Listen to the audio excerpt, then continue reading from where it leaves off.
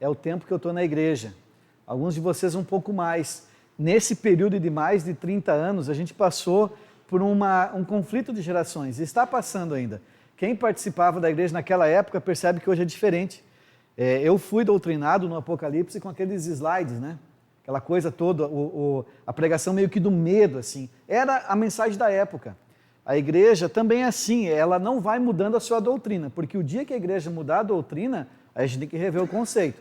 Nós somos bíblicos. O que nós mudamos e aperfeiçoamos são os métodos para alcançar as pessoas. Quando nós começamos o Plantador, esse projeto, eu tinha uma resistência.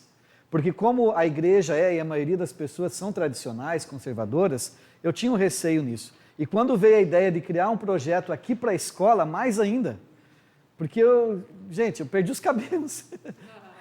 Brincadeira, mas eu pensei assim, como é que eu vou fazer um programa, né, onde vai trazer uma liturgia diferente para alcançar um público diferente e não perder a identidade e não perder a missão da igreja. Esse projeto Plantador, ele tem essa ideia, entende? Jamais vai afrontar e jamais vai trazer o mundo para dentro da igreja.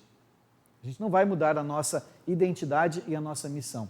O problema é que a gente tem que quebrar algumas barreiras que, com o passar dos anos, nós fomos construindo. Entende? A gente tem que quebrar isso aí. A igreja, nós usamos ela, é um templo, um prédio, uma construção, usamos apenas 3 vezes por semana. Entende? O pastor Michel fala, né? Qual empresa, qual o negócio que mantém uma estrutura para usar só 3 vezes por semana? Entende? Então a gente quer que cada igreja seja um centro de influência. Claro que as igrejas já constituídas e construídas é mais difícil de mudar.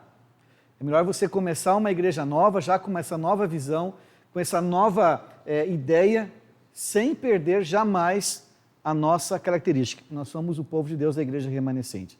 Então, eu sempre, quando começou essa ideia do Plantador, minha escola, minha igreja, eu sempre fiquei assim com o pé atrás. Mas à medida que a gente vai avançando, a gente vai entendendo um pouco mais. Esse é o primeiro módulo, né? Então a gente vai clarear um pouquinho mais. A verdade, a vereda do justo é como a aurora, né? Vai brilhando à medida que o sol vai aparecendo. Então, nos próximos módulos, a gente vai entendendo, e eu entendo agora, a partir de agora, eu entendo mesmo com a minha visão, com a minha criação, com a minha cultura um pouco mais conservadora, eu entendo que para a gente chegar e atingir muitas pessoas, a gente tem que quebrar alguns paradigmas. Não colocar por terra as doutrinas, nem princípios, nem valores. Mas algumas coisas a gente precisa aí se adaptar. Aqui no colégio, por exemplo, nós temos muitos alunos que frequentam a primeira igreja batista. Eles têm um culto lá que atrai a galera. E eu fui assistir, porque a gente tem que estar ali inteirado, não assistir, mas vir no YouTube. Aquilo eu não vou botar aqui. Aqui no colégio aquilo não vai entrar. Porque a gente não quer chamar pessoas, a gente quer chamar discípulos. Entende? O Espírito Santo vai chamá-los. Agora, você trazer o mundo para dentro da igreja, vai lotar. Mas e quantos vão ficar aqui? Entendeu? Essa é a questão. A gente não pode adaptar a igreja ao mundo. O mundo se adapta à igreja. Né? E assim, a gente vai mantendo os nossos princípios e valores. E a gente vai falar um pouquinho sobre essa questão do discipulado e da assimilação. Discipulando. Quais são as dimensões do discipulado? Então, um pouquinho ali...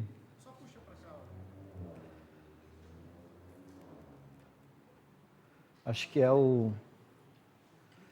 a configuração ali. Colossenses 1, 28. Vamos procurar um pouquinho na Bíblia aí? Fazer o sangue circular um pouco, né? Levar oxigênio para o cérebro. Colossenses 1, 28. As dimensões do discipulado. Colossenses é lá no Novo Testamento, tá? Verdade. Tem lá na Bíblia, uma folha só. Tem, né? Às vezes tem livros que somem da Bíblia, né? A gente procura, cadê? Colossenses 1, 28. Beleza. Ali diz assim, ó, a dimensão do discipulado, o qual nós anunciamos, advertindo a todo homem, ensinando a todo homem em toda sabedoria, a fim de que apresentemos todo homem perfeito em Cristo. Perfeito em Cristo. A dimensão do discipulado é se apresentar a perfeição de Cristo. A Bíblia fala, sede perfeitos como perfeito é o vosso Pai. Que perfeição é essa? Não é a perfeição de impecabilidade. É uma perfeição que está ligada com a nossa santificação. Sede misericordiosos, assim como Deus é misericordioso. Então a Bíblia, essa dimensão do discipulado, nós temos essa perspectiva. O objetivo do discipulado, vamos lá, João 13, 35. João 13, 35. Essas bases nós precisamos ter na questão do discipulado. João 13, verso 35. O objetivo do discipulado. Quem lê para a gente aí? João 13, 35. Deixe-me dar a vocês um novo mandamento. Amem uns aos outros, assim como amei vocês. Amem uns aos outros. Dessa maneira, todos irão reconhecer que vocês são meus discípulos, quando eles virem o amor que vocês têm uns pelos outros. Amor, né? Na forma que demonstrar amor, nisso nós sabemos que somos amados por Deus e amamos a Deus. O que acontece hoje, claro que a gente... Amor é exatamente, né? Amor não é um sentimento, é uma ação, é Deus. É isso que nós precisamos, o amor. Tudo está baseado no amor. A palavra de Deus, os mandamentos têm por finalidade, o fim é o amor. E quem é o amor? Porque Deus é amor. Então esse é o objetivo do discipulado. Eu não posso colocar a religião ou a religiosidade acima das pessoas.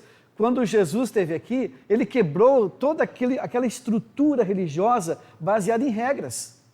Essa foi a luta dele, foi entender que o que é mais importante é a pessoa, a questão do sábado, que era adorado muito mais do que as pessoas, até que o próprio Deus, ele veio e quebrou isso aí, esse paradigma. Então essa é a ideia de nós aceitarmos as pessoas, porque o objetivo é amar as pessoas.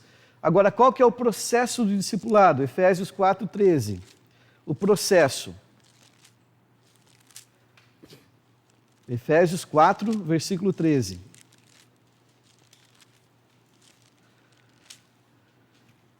Um pouquinho antes de Colossenses, 4:13.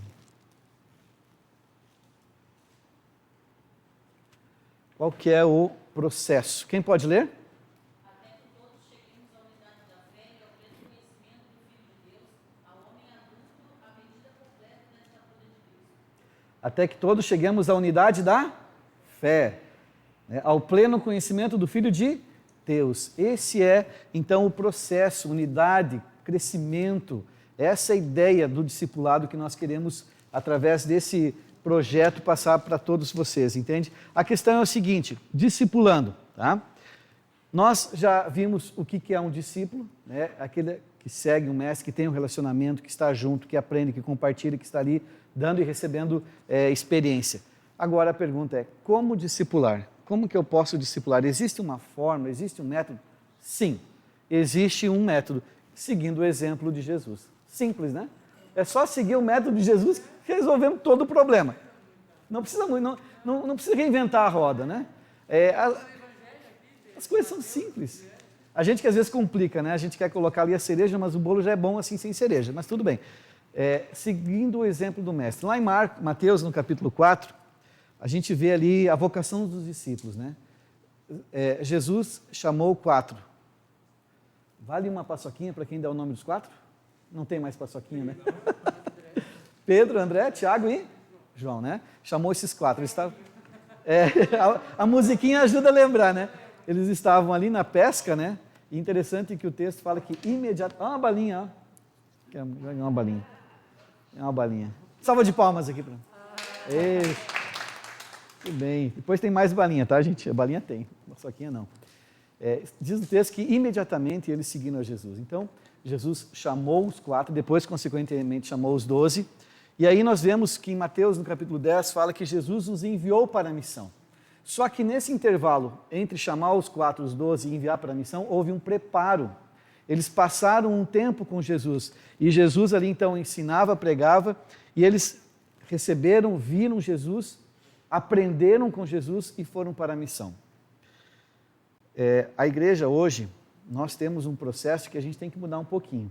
Nós nos preocupamos muito em levar as pessoas para o batismo. E esquecemos de dar continuidade nesse processo. Por isso que as pessoas hoje se batizam e não podemos culpá-las porque elas não foram e não estão sendo bem preparadas para continuar nesse processo de discipulado. E aqui que entra as questões, a importância das igrejas menores, porque a gente consegue dar um processo de continuidade, a gente consegue atender mais. As classes de escola sabatina, elas têm esse propósito, só que algumas estão tentando ainda se encontrar nesse processo. Então, esse novo método de plantio de igreja é justamente para atender. Como nós falamos e como o pastor que também comentou, o pastor Marcelo, a gente consegue ser intencional quando a gente está junto, quando a gente participa de ações, quando a gente está ali compartilhando o alimento. Tudo isso faz com que os nossos elos se fortaleçam. E assim nós conseguimos, então, a partir de então, discipular e ser discípulo. Jesus não saiu gritando por aí. Ele não saiu gritando. Ele orou. E ele escolheu a quem ele quis, a Bíblia fala. Nesse processo de discipulado, de chamar discípulos, de novas igrejas, a gente tem que ter muito cuidado, né? Por isso que tem o APEST, teste, né? Para escolher ali as pessoas que vão fazer parte do teu grupo base. Como o Paulo falou, não podemos ter só profeta, não podemos ter só evangelista. Temos que ter ali um grupo heterogêneo, para que com a unidade possa crescer e avançar. Então, esse processo, Jesus, então, ele escolheu, passou o tempo com os discípulos, ele treinou-os, capacitou-os, deu o exemplo. Ele disse, agora que eu fiz, que vocês viram, agora a partir de agora então vocês vão replicar isso. O discípulo, né, o caso vocês que estão começando, vocês devem dar o exemplo. Né? Eu não posso cobrar do outro, sendo que eu não estou fazendo. Eu não estou replicando aquilo que Jesus pediu e nem tampouco eu posso compartilhar com outro aquilo que eu não tenho. Então aqui a ideia é fazer e aprender e aplicar na prática. Jesus enviou para fazer os mesmos milagres que ele. Gente, alguém aqui já ressuscitou algum morto? Não. Mas você pode fazer. A gente tem esse poder para fazer, é o Espírito Santo. O Espírito Santo em nós, né? Assim como Eliseu que multiplicou pães, Jesus também multiplicou pães, assim como Elias ressuscitou, né? E ele pedia sempre para o Pai. Então, e Jesus falou ainda que ele fala ainda, né? Muito mais coisas vocês podem fazer. Veja bem, Jesus, deixa eu tomar um pouquinho de água ali, que a garganta já vai secando. Esse ar ajuda também. Vou pegar aqui. O ar ajuda a secar a garganta.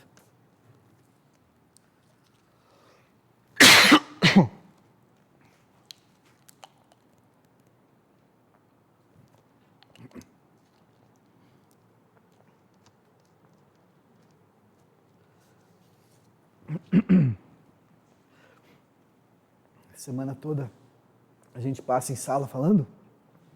Chega um tempo que tem que dar uma folga, né? Mas a ideia é essa, Jesus fez muitas coisas. As mesmas coisas nós podemos fazer. Porque ele fazia pelo poder do Espírito Santo, o mesmo poder que ele concedeu para nós, o mesmo poder que ele concedeu para a igreja. Recebereis poder quando descer sobre vós o Espírito Santo. Nossa igreja falha um pouco. Por isso que nós temos projetos em cima de projetos, para que a gente esteja envolvido. Estamos aí nos 10 dias de oração. Mas não são só 10 dias. A vida é um processo de oração. Então é isso que nós temos que fazer. Em verdade vos digo, aquele que crê em mim, esse também fará as obras que eu faço e as fará maiores do que essas, porque eu vou para o Pai. Jesus foi para o Pai porque ele teve uma missão aqui. E ele nos envia também. Envia você, envia nós para ir plantar uma igreja. Sabe por que existe esse projeto plantador, gente? Porque a nossa igreja ela está morrendo. A nossa igreja está envelhecendo. Entende? Há igrejas aí que existe uma lacuna dos jovens. Muitas igrejas que são a nossa realidade, elas têm até os adolescentes. Por quê? Porque os pais levam. De certa forma, os pais têm o domínio. Depois eles se tornam independentes, eles saem da igreja. Porque a igreja não oferece algo diferente para eles.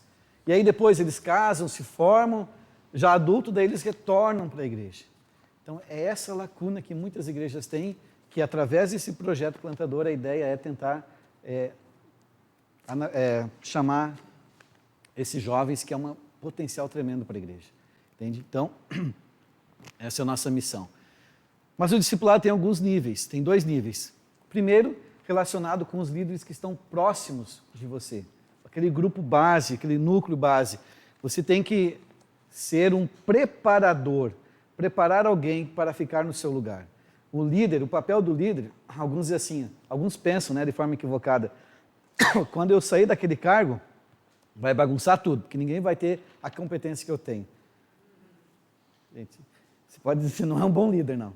Porque o líder, o bom líder é aquele que quando sai, não sente a falta do serviço. Dele sim, mas o negócio continua, porque ele prepara. O líder, ele prepara o liderado. Então, você como plantador, como líder, você deve ter isso em mente. Você está ali para preparar novos líderes, porque se chegar até o fim ali e você não preparar, o processo morre. Não continua esse processo de avanço, de crescimento da igreja. Procurar ensinar obediência, né? A pessoa ser disciplinada, a estar nos caminhos, não colocar ideias, pensamentos próprios, sempre seguindo a palavra na doutrina, levar o grupo para um caminho, uma direção, entendeu? Coordenar, orientar, ter uma atividade social. A parte social é muito importante, muito relevante nessas questões aí. Confiar e dar responsabilidades, entende? Você ser um mentor, um gerenciador, mas confiar nas pessoas, dar responsabilidades para elas e, por último, enviá-las, então, para a missão. Um grupo de líderes. Agora, outro nível, em relação ao restante das pessoas que estão envolvidas nesse projeto, as pessoas que você vai convidar, procure envolver cada uma no ministério. Alguns anos atrás, eu estava de férias, e coincidentemente era em setembro, e 7 de setembro sempre tem os desfiles. Cidade menor tem, aqui em Curitiba tem ali e eu vi lá, interessante que eu vi a igreja quadrangular. Era a igreja toda desfilando, todos tinham um cargo, todos tinham uma função. Eu achei legal, bacana, porque quando você tem uma função, você sente-se responsável, você faz parte ali. Então é bom envolver todos, seja qual for o ministério. Há muitos ministérios que a gente pode desenvolver dentro da igreja. Ministério, já tem aqueles departamentos, né, que são já nevrálgicos dentro de uma igreja, mas a gente pode criar outros ministérios.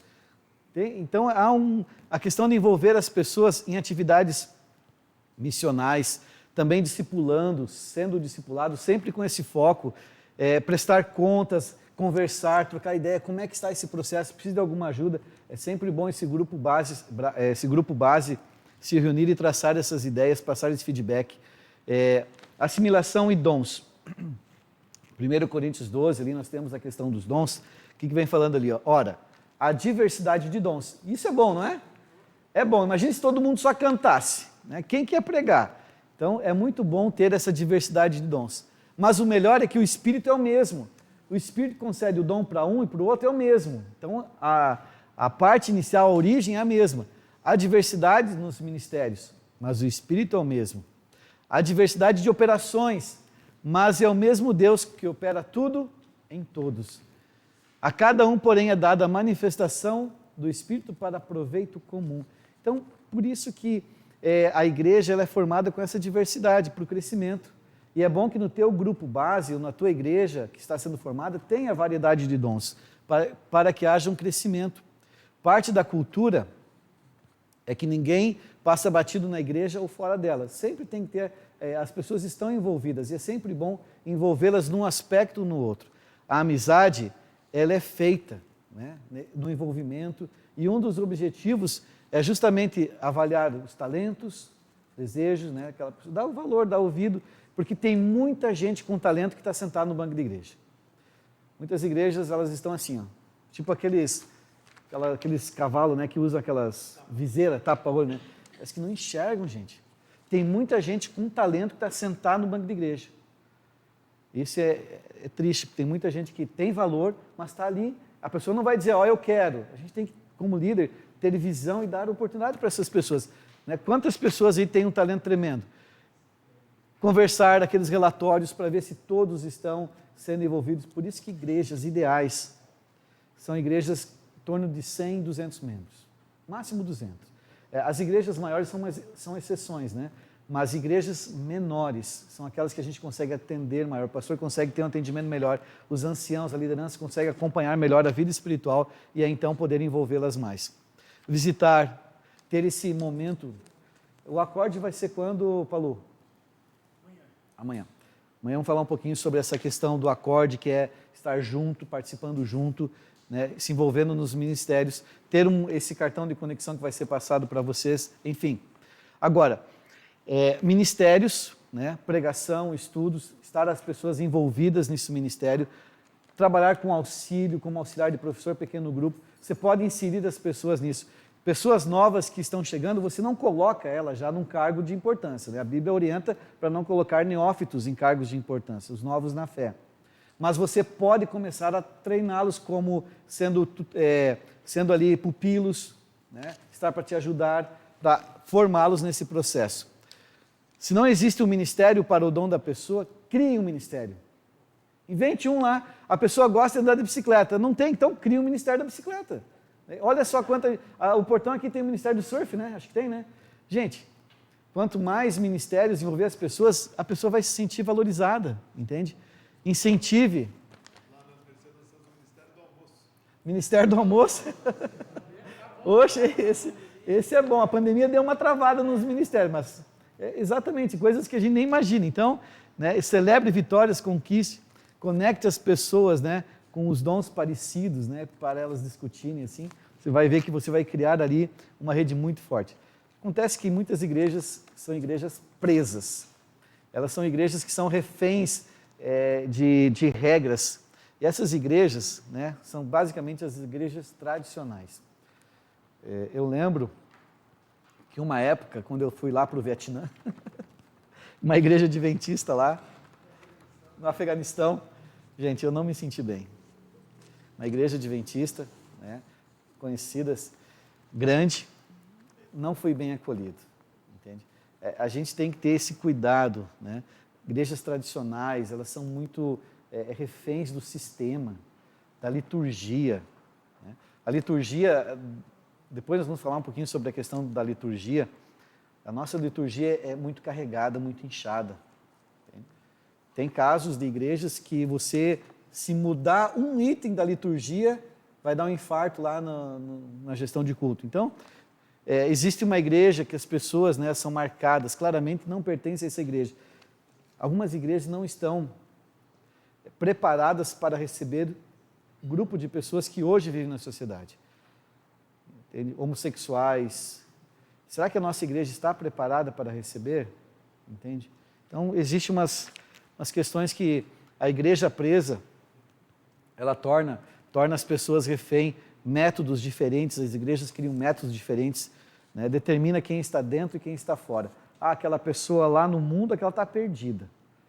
Quem está salvo é quem está dentro da igreja. Gente. Não, a gente vive em Marte, porque, né, está no mundo, eu estou onde? Estou na Lua. Mas alguns parecem que vivem no mundo da Lua, né? Então, a igreja presa. Agora, a igreja centrada, tá? Esta aqui que é o foco, a igreja centrada. É uma igreja missional. É uma igreja que entende que ela tem que estar junto com a comunidade, no entorno da comunidade. Ela tem que ser relevante. Ela, em vez de uma borda para determinar quem está dentro e quem está fora, ela existe um núcleo com valores, existe um centro, e o que vale são os valores. Tem pessoas que estão fora da igreja, mas com coração sedento para saber a verdade, com coração aberto, e tem muitas pessoas que estão dentro da igreja com coração calejado e duro, que não querem receber a mensagem. Então, existe isso. Pessoas não são vistas como estando dentro ou fora.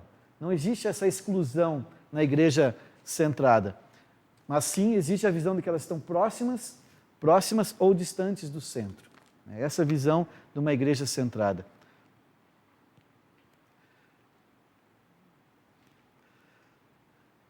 A direção é mais importante, todos fazem parte da comunidade.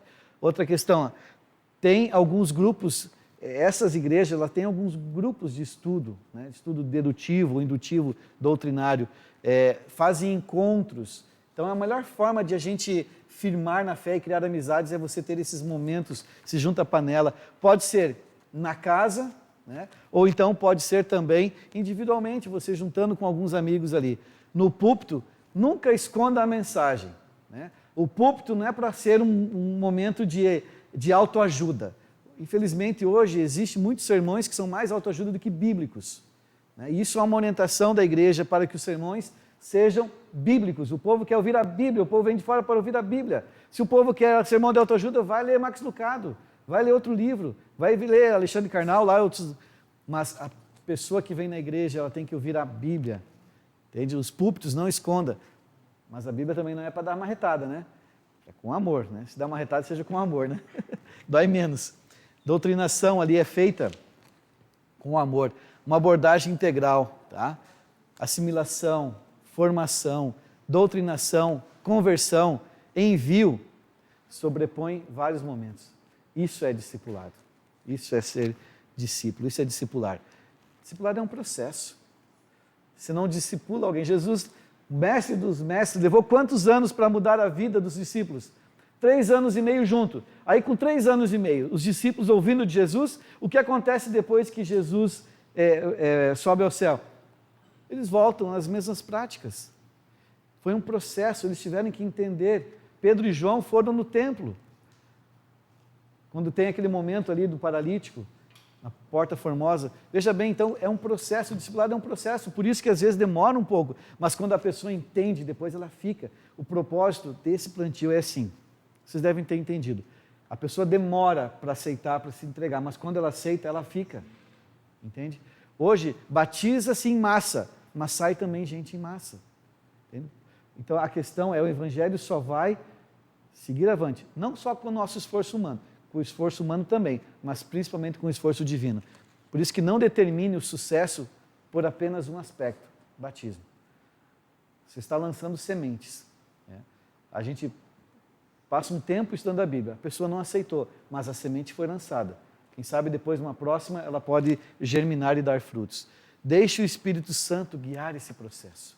O segredo para o sucesso é o Espírito Santo conduzir esse processo. Nós não podemos começar nenhum projeto de parte espiritual sem a presença do Espírito Santo. Por isso que é totalmente relevante essa questão. Não tenha medo de falhar. Né? Só erra quem tenta. Quem não tenta, não erra, também não sai do lugar. Não tenha medo de sacrificar. Tirar das nossas mãos, enviar, requer entender que a igreja é de Cristo e não a sua. Né? A igreja é de Cristo. Portanto, nós estamos aqui para cumprir a missão, para ser instrumentos de Deus nesse processo de plantio de igreja. Algumas perguntas para a gente aqui para o final. Você quer uma igreja com qualidade profissional ou uma igreja com envolvimento de todos os membros? Você quer igreja com pessoas que tenham ali gabaritos ou quer pessoas que realmente atuem? Você quer uma igreja grande ou várias igrejas menores que fazem discípulos e se reproduzem? Veja bem, uma igreja grande, ela tem as suas características, qualidades boas também. Uma igreja grande, ela tem potencial. Você vai lá, você vê louvor agradável, você vê pessoas com talentos, mas você vai ali para fazer parte da adoração ou para adorar? Entende? Então, você está disposto a ter uma igreja que não precisa de você? Esse é o processo, gente. Que cada dia Deus possa nos habilitar a entender que nesse processo nós somos instrumentos e somos guiados pelo Espírito Santo.